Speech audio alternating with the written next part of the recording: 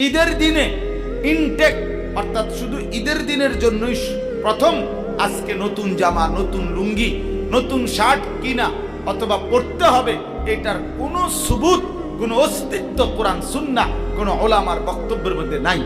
তাহলে ঈদ তো আল্লাহর দেওয়া, তো সেটা তো কোরআনে থাকবে কর্মসূচি। ঈদ তো রাসূলুল্লাহ সাল্লাল্লাহু আলাইহি ওয়াসাল্লামের বর্ণনা করা, তো নবীজির পক্ষ থেকে তো বলল ঈদের দিনে পবিত্র কাপড় পরা, পরিষ্কার কাপড় পরা, পরিচ্ছন্ন কাপড় পরা সুন্নাত, কিন্তু সেটা ইনটেক হইতে হবে। একেবারে আজকেই প্রথম খুললাম, এটা কোন কথা? এটা কোন ধরনের হিসাব?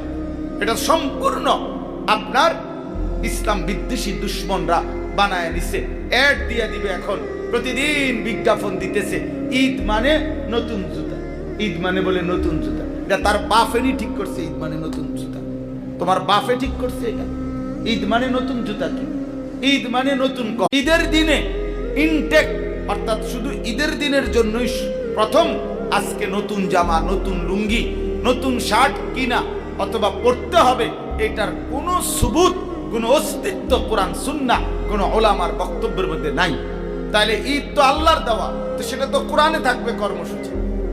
ঈদ তো রাসূলুল্লাহ সাল্লাল্লাহু আলাইহি ওয়াসাল্লামের বর্ণনা করা, তো নবীজির পক্ষ থেকে তো বলল ঈদের দিনে পবিত্র কাপড় পরা, পরিষ্কার কাপড় পরা, পরিচ্ছন্ন কাপড় পরা সুন্নাত, কিন্তু সেটা ইনটেক হইতে হবে। একেবারে আজকেই প্রথম খুললাম, এটা কোন কথা? এটা কোন ধরনের হিসাব? এটা সম্পূর্ণ আপনার ইসলাম বিদ্বেষী দুশ্মনরা বানায় নিছে। অ্যাড দিয়ে দিবে, এখন প্রতিদিন বিজ্ঞাপন দিতেছে ঈদ মানে নতুন জুতা, ঈদ মানে বলে নতুন জুতা। এটা তার বাফেরই ঠিক করছে, ঈদ মানে নতুন জুতা। তোমার বাফে ঠিক করছে এটা। ঈদ মানে নতুন জুতা কি? ঈদ মানে নতুন